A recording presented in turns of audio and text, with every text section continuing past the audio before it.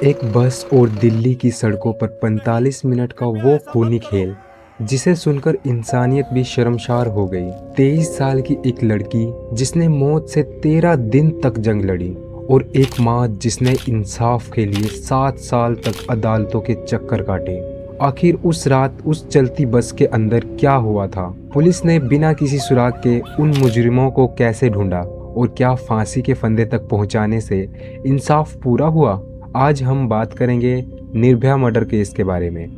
क्यों फिर तो उस कारण पे जाओ कि रात के 12:30 बजे तक क्यों नहीं पता था कि हमारी बेटी कहाँ है। अगर कोई शरीफ लड़की होती है रात को 9 बजे मतलब नहीं घूमती है। लड़के भी उतने उससे ज़्यादा जिम्मेदार है रेप के लिए, ये लड़के हैं उससे ज़्यादा। साल 2012 का दिसंबर, दिल्ली में कड़ाके की ठंड पड़ रही थी।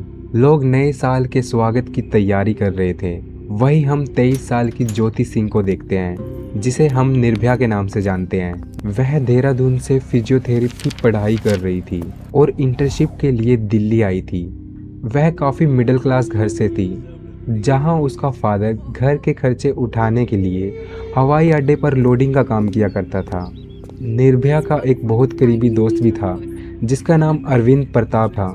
अरविंद प्रताप एक सॉफ्टवेयर इंजीनियर था। 16 दिसंबर के दिन ये दोनों कॉल पर मूवी देखने का प्लान बनाते हैं, जिसके बाद निर्भया अपने घर से अरविंद के पास जाती है।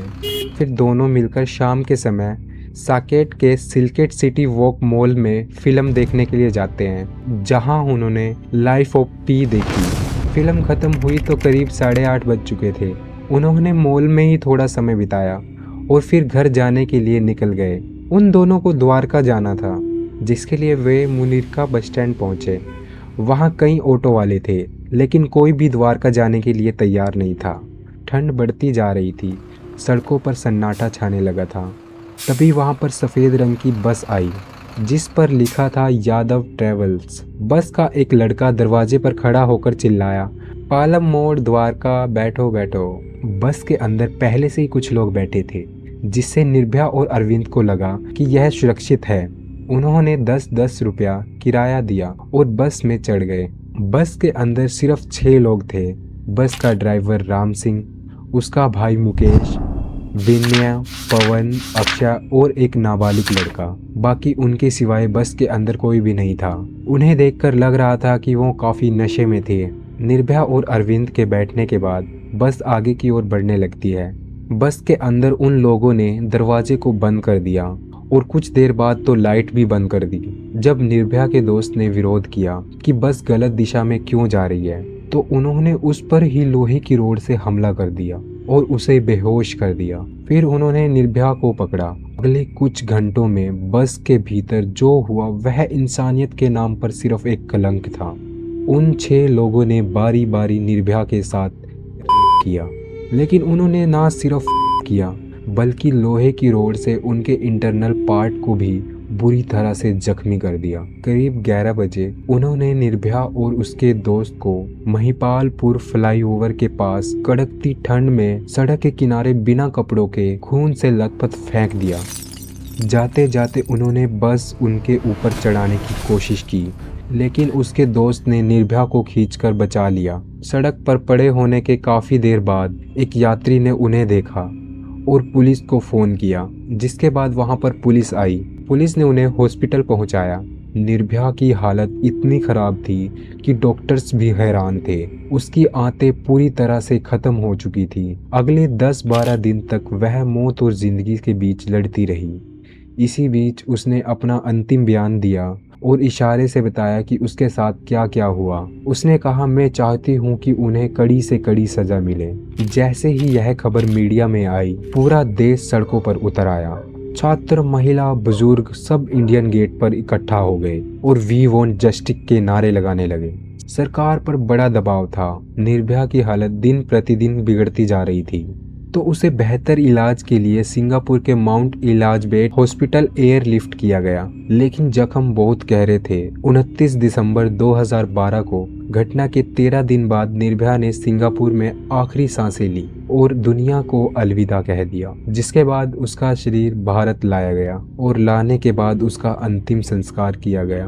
जिससे लोगों में अब बुरी तरह से गुस्सा बढ़ता जा रहा था। इस केस में पुलिस ने भी काफी तेजी दिखाई और 24 घंटे के अंदर बस ड्राइवर राम सिंह को पकड़ लिया। उसके बाद एक एक करके बाकी 5 भी पकड़े गए। पुलिस ने 6 लोगों को पकड़ा। एक 34 साल के राम सिंह को, जो कि बस ड्राइवर था, मुकेश सिंह जो राम सिंह का ही भाई था, विनय शर्मा जो एक जिम ट्रेनर था, पवन गुप्ता जो कि अपने घर का गुजारा करने के लिए फल बेचता था, अक्षय ठाकुर बस का कंडक्टर था और एक नाबालिग जो बस का हेल्पर था। यह case fast track court Saket court में शुरू हुआ। सरकारी वकील दयान कृष्णन ने दलीलें रखी।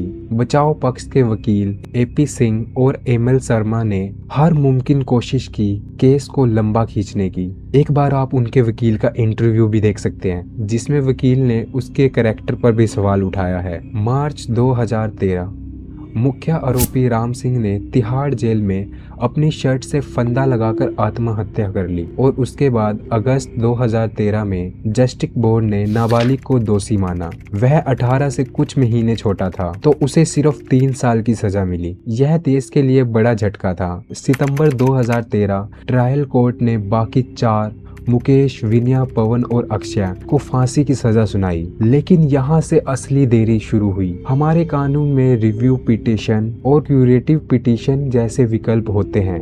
इन चारों ने कानून के हर लूप होल का फायदा उठाया ताकि फांसी टाली जा सके। यह तारीख पे तारीख का खेल 7 साल तक चलता रहा। निर्भया की मां आशा देवी कोर्ट के चक्कर काटती रही, लेकिन उन्होंने हार नहीं मानी। 19 मार्च 2020 की रात को सुप्रीम कोर्ट ने आधी रात को ही सुनाई की और उन दोषियों को फांसी देने की सजा सुनाई। अब उनके पास कोई भी बचने का रास्ता नहीं था। 20 मार्च सुबह का समय तिहाड़ जेल पूरी तरह छावनी में बदल चुका था। चारों दोषियों को नहाने को कहा गया, लेकिन उन्होंने मना कर दिया। वे रो रहे थे, गिड़गिड़ा रहे थे। विनय शर्मा तो जमीन पर लेटकर गिड़गिड़ा रहा था। जल्लाद पवन ने चारों के चेहरों पर काला कपड़ा डाला, गले में फंदा डाला गया। ठीक सुबह के 5:30 बजे रस्सी खींच दी गई। चारों के शव आधे घंटे तक लटके रहे। डॉक्टर ने पुष्टि की वे मर चुके थे। उस दिन तिहाड़ जेल के बाहर हजारों लोगों की भीड़ जमा थी। जैसे ही खबर बाहर आई, लोगों ने मिठाई बांटी और निर्भया की मां ने विक्ट्री का साइन दिखाया और कहा, आज मेरी बेटी को इंसाफ मिला। इस केस के बाद देश के अंदर नए कानून आए, जो कानून बहुत सख्त थे। लेकिन सवाल अभी भी ये आता है कि क्या निर्भया को पूरी तरह से इंसाफ मिला? और जितना इंसाफ मिला उसमें भी 7 साल लग गए। आज भी गांव देहात में हजारों केस फाइलें दबी पड़ी हैं। नाबालिग आरोपी जो सबसे ज्यादा केस में इन्वॉल्व था, आज रिहा होकर गुमनाम जिंदगी जी रहा है। यह बात आज भी लोगों को चुभती है। दोस्तों, ऐसी रियल स्टोरी को देखने के लिए हमारे चैनल को सब्सक्राइब जरूर करें। मिलते हैं आपको किसी दूसरी सच्ची घटना के साथ। Thanks for watching.